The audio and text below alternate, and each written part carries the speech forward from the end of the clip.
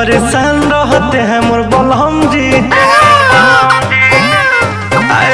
जब से हुआ है मेरे बउआ का जन्म जी, बड़ी परेशान रहते हैं मोर बलहम जी। दिन भर ठीक से खेलता कूदता फिकर के दूधवा सोता है। जब पियावा का मनवा होता है जब राजा जी का मनवा होता है तब लइका होता है।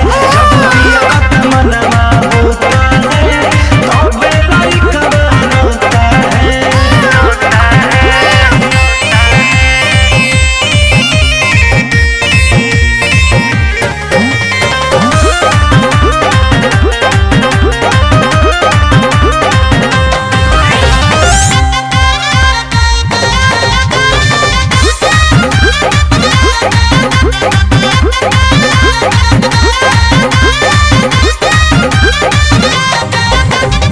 रात में नहीं सोता है बबुआ, कहता है पापा पापा जी।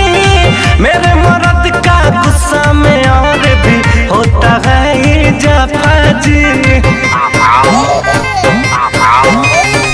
रात में नहीं सोता है बबुआ, कहता है पापा पापा जी।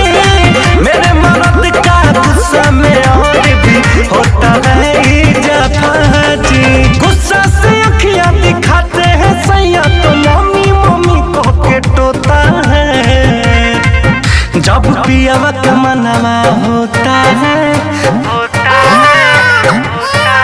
जब राजा जी का मनवा होता है तब लइका होता है। जब पियावा का मनवा होता है तब लइका होता है।